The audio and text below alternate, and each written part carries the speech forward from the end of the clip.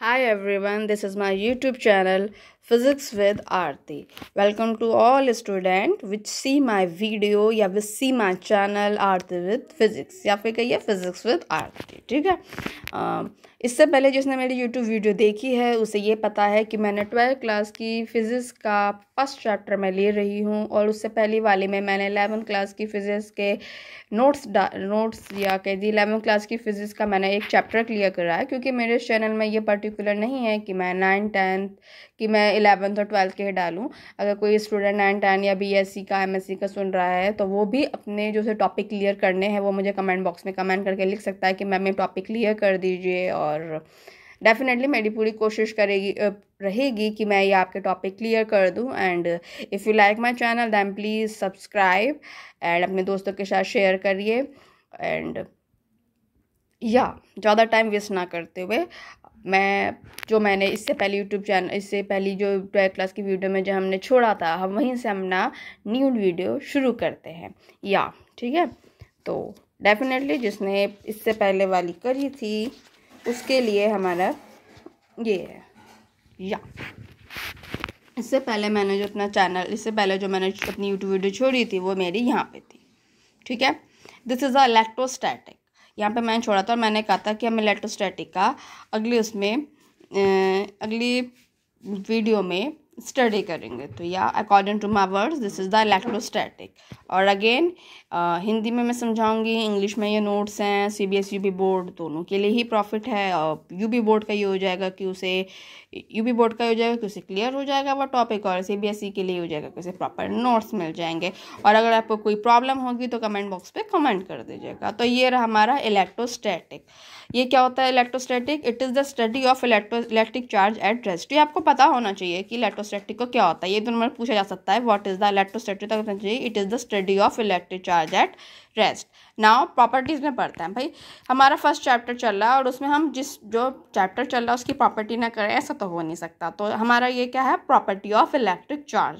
ठीक है, और जिसने मेरी इससे पहले YouTube वीडियो ना देखी हो, इससे पहले मैंने ये करा दिया है, तो आप इससे पहले वाली वीडियो में देख सकते हो, उसमें मैंने कर रखा है। तो now property of electric charge वो क्या होती है? पहली होती है एडिटिविटी। मैं इसमें अगेन बता देती हूँ, क्योंकि जो मेरे सबसे पहले जिन्होंने मैंने डायरेक्ट यही वीडियो देखी इससे पहले देखी, तो मैं इसमें हिंदी और इंग्लिश दोनों में बोलूँगी, बिकॉज मैं चाहती हूँ कि जो एक टॉपिक क्लियर हो वो हिंदी इंग्लिश दोनों मीडियम के लिए हो, और प्रॉफिट इसमें इंग्लिश मीडियम को होगा डेफिनेटली, क्योंकि इसे नोट्स इंग्लिश के हैं। लेकिन हाँ, किसी को भी दिक्कत हो, चाहे CBSE को UP बोर्ड के हो, अपना आप पूछ सकते हैं, कमेंट बॉक्स में कमेंट लिख के पूछते हैं। लेकिन कमेंट में आपको लिखना पड़ेगा कि आपको क्या दिक्कत है। मुझे नहीं पता कि आपको क्या दिक्कत है, आप बताएंगे कि आपको क्या दिक्कत है। ठीक है, तो अगेन शुरू करते हैं।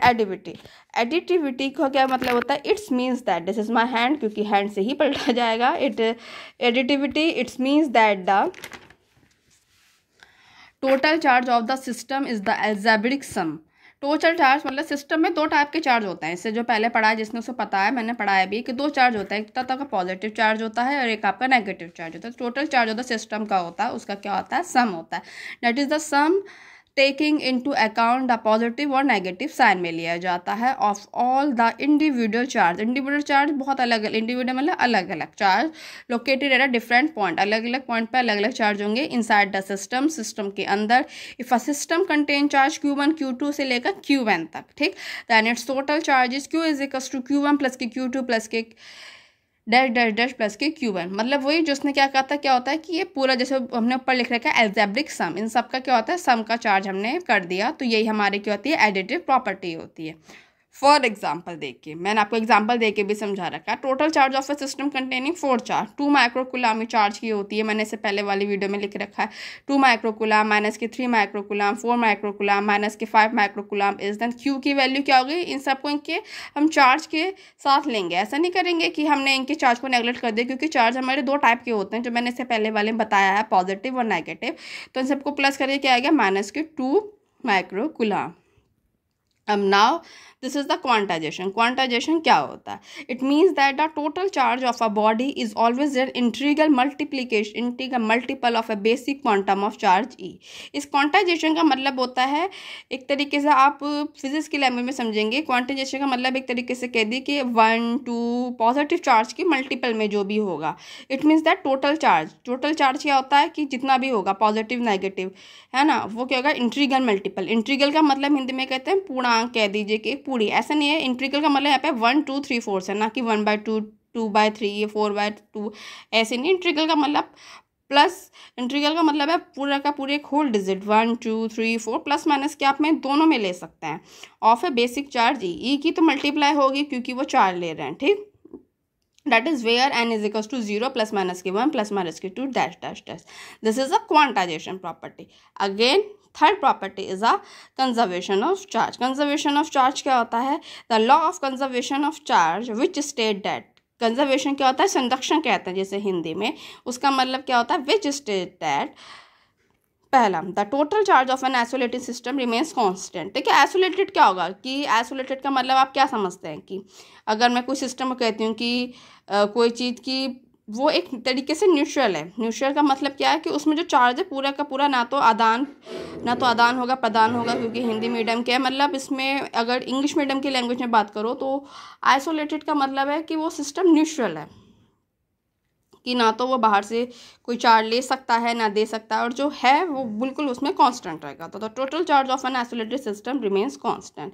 सेकंड का होता है electric charge can nether be created nor destroyed. ये नेचुरली सी बात है कि हम चार्ज को ना तो बना सकते हैं और ना ही डिस्ट्रॉय का मतलब नहीं उसे ख़त्म कर सकते हैं। They can only be transferred from one body to another. ये सिर्फ क्या हो सकता है? ट्रांसफर हो सकता है from one body to another. ये एक बॉडी से दूसरे बॉडी में क्या हो सकता है? ट्रांसफर हो सकता है, करेक्ट। ये हो गया हमारा transfer from one body to another. अब इसके बाद जो हमारा ये आता है, अब इसके बाद हम एक और टॉपिक क्लियर करते हैं, वो है हमारा कूलॉम लॉ, ठीक। Coulomb law, this is the basic property, this is the law which, मतलब 12th क्लास को तो रटा होना चाहिए मेरी नज़र में। तो देखिए क्या कहता है, it state that Coulomb force of attraction और repulsion between two stationary point charge is. ये कहता है कि आकर्षण को हिंदी में आकर्षण और रिपल्शन कहते हैं प्रतिकर्षण, between two stationary point, stationary को हिंदी में कहेंगे स्थिर charge, point charge is directly proportional to, समानुपाती होते हैं, to the product of the magnitude of the two charge. किसके प्रोडक्ट के होते हैं? Magnitude of the two charge, उनके परिणाम के प्रोडक्ट मतलब मल्टीप्लाई में होते हैं, है ना। सेकेंडली होता है inversely proportional to the square of the distance between them, उनके बीच का जो डिस्टेंस होता है उसके वृत्त समानुपाती होते हैं। The force act along the line joining at the two charge, ये मैं आपको करके दिखाया दो। Q1 Q2 दो चार्ज लिए, उनके बीच की डिस्टेंस R ली है, फिर मैंने इस लॉ को अप्लाई किया है। If 2 point charge Q1 Q2 are separated by distance R, then the force of attraction और repulsion between them is such that, मैंने लॉ लगाया है प्रोपोर्शनल टू Q1 Q2 है, प्रोपोर्शनल टू 1/r स्क्वायर है, proportional to Q1 Q2 upon R square, और proportionality का sign हटा के मैंने से कर दिया K, where K is the क्या है? K is the constant of proportionality called electrostatic force constant for two charge located in the free space and SI unit we have. देखिए कई जगह क्या होता है, K की वैल्यू क्या लिखी है? 1/4 पाई एप्सिलॉन नॉट। कई जगह K भी नहीं लिखा होता, K की जगह डायरेक्टली लिख देते हैं 1/4 पाई एप्सिलॉन नॉट। अगर आप K लिखते हैं, ठीक है, तो आपको ये बताना जरूरी है कि K की वैल्यू है क्या? 1/4 पाई एप्सिलॉन नॉट, ठीक, जब आप कूलॉम लॉ लिखते हैं। और यदि आप K नहीं लिखेंगे तो डायरेक्ट लिख दीजिए, अगर K नहीं लिखा डायरेक्ट लिख दीजिए 1/4 पाई एप्सिलॉन नॉट। इसकी वैल्यू रटी होनी चाहिए, वैसे एग्जामिनर 99% देता है, क्योंकि आप 12th क्लास के स्टूडेंट हैं तो वो वैल्यू देते ही हैं। बाकी आपको रटी भी होनी चाहिए। 9 × 10⁹ न्यूटन मीटर स्क्वायर कूलॉम का -2 मतलब पर कूलॉम, है ना। अब हम नेक्स्ट करते हैं। This is again my hand and या ये हो गया। Where epsilon not is the permittivity of the free space, is permittivity कहते हैं फ्री स्पेस की। एंड पता होना चाहिए कि आप 4 पाई तो आपको पता ही है क्या होता है। 4 की वैल्यू 4 होती है, पाई की वैल्यू 22/7 होती है, 3 या फिर 3.14 होती है। एप्सिलॉन नॉट की वैल्यू भी आपको पता होनी चाहिए। F is equals to 1/4 pi epsilon not Q1 Q2 upon R square होता है। वेयर एप्सिलॉन नॉट की वैल्यू क्या होती है? 8.855 × 10⁻12 कूलॉम स्क्वायर पर न्यूटन और पर मीटर का स्क्वायर, ठीक। अब उसके बाद हमें हर एक की वेक्टर फॉर्म पता होनी चाहिए। देखिए वेक्टर फॉर्म का मतलब क्या होता है कि जो इसका फॉर्मूला होता है ना उसमें थोड़ा सा हल्का सा बहुत चेंज हो जाता है। देखिए क्या है, मेरे फिर से चार्ज है प्लस, दो चार्ज है, इनके बीच की डिस्टेंस आर है, उसका फोर्स Q1 का फोर्स लिख रहा है F12 और F21 का Q2 का लग रहा है F21 और Q1 का जो रेडियस वेक्टर है, देखो ये जो एरो बन रखा है ना ये यूनिट वेक्टर होता है, ठीक है। और जो F के ऊपर है तो वेक्टर का होता है, और जो R के ऊपर जो वेक्टर लगा है वो यूनिट वेक्टर होता है 1 2, और R के फिर Q2 के नीचे लिखा R21, उसके ऊपर होता है हमारा यूनिट वेक्टर, ये होता है। देखिए मैंने क्या लिख रखा है, let us consider two positive charges Q1 Q2 placed in vacuum at distance R from each other. From figure it is clear that they repel each other because both have sign is positive. In vector form Coulomb law, देखिए positive लिख रखा है, देखो मैंने Q1 के पास क्या लिख रखा है पॉजिटिव चार्ज, और Q2 के पास क्या लिख रखा है मैंने पॉजिटिव चार्ज, तो क्या करेंगे ये एक दूसरे को रिपेल करेंगे। In vector form Coulomb law may be expressed as, ये देखिए जो मैंने इससे पहले बनाया था F21 का मतलब तो मैंने लिख दिया, force on charge Q2 due to Q1। F21 को ये कहेंगे 1/4 डायरेक्ट लिखा है, Q1 Q2 अपॉन R² लिखा है। और इस बार मैंने जब मैं F21 को लूँगी ना तो मैं R12 को लूँगी, ना कि R21 को। देखो फिगर से कैसे क्लियर हो गया। Q1 का जो फोर्स क्या है F12, Q1 की रेडियस क्या है F12, तो लेकिन रेडियस कहाँ से नापी जाएगी, Q1 से लेगी जाएगी, तो उसमें हम क्या लेंगे R21 लेंगे। बस आपको इसमें एक नोटिस करने की ज़रूरत है, यदि F21 ले रही हूँ तो R12 लूँगी, और अभी इससे अभी आगे देखूँगी दिखाऊँगी आपको, मतलब कि F12 लूँगी तो 21 लूँगी, मतलब F और R का अलग अलग होगा। F का यदि 21 है तो R का क्या होगा 12 होगा। वेयर R12 क्या होता है, R12 क्या होगा, R12 का वेक्टर अपॉन R, इसे इज अ यूनिट वेक्टर, जो मैंने आपसे भी कहा था इस एरो का जो मतलब होता है इज अ यूनिट वेक्टर। इसकी वैल्यू आपको पता होनी चाहिए कि यूनिट वेक्टर की वैल्यू क्या आती है, जो वेक्टर जिसका यूनिट हो रहा है उसी का वेक्टर अपॉन उसका magnitude R, direction from Q1 to Q2, ये आपको फिगर से दिख रहा है। अब उसके बाद ये similarly F12 force on charge Q1 due to Q1 पहले वाले की तरह है। अब मैंने 12 लिया तो R क्या लिया है मैंने, इसमें 21 लिया है। वेयर R21 की वैल्यू क्या है, R21 की वैल्यू क्या है, R21 का vector upon R is a unit vector in the direction from Q2 to Q1, ठीक। ये हो गया हमारा Coulomb law in vector form. Again class, ये हमारा टॉपिक यहाँ पे होता है complete, Coulomb law in vector form. I hope you like it, and if you like it then please subscribe my channel, and yeah, my name is Aarti, and enjoy my notes, enjoy my physics notes and enjoy my voice। और topic बहुत है 12th का, ऐसा नहीं है कि 12th का topic clear हो गया, लेकिन ये जो कूलम्ब लॉ का था ये आपका टॉपिक क्लियर हो गया है। और अगर आपको 12th से रिलेटेड कोई भी पूछना हो, कोई भी टॉपिक पूछना हो, तो आप कमेंट बॉक्स पे आप लोग कमेंट लिखेंगे। देखिए आपको क्या पूछना है मुझे नहीं पता, ये चीज़ आपको पता है कि आपको क्या पूछनी है, तो आप पूछेंगे कमेंट्स बॉक्स पे, कमेंट लिखेंगे, मैं पढ़ूंगी, मैं आपको 100% कोशिश करूँगी वो बता दूँ। इस वीडियो में कुछ कमी लगी वो बताइएगा, कुछ पूछना है तो बताइएगा। कमेंट इसलिए कर रखे हैं, कमेंट का सेक्शन इसलिए होता है आप लोगों के लिए, अब कुछ पूछना है तो पूछिए।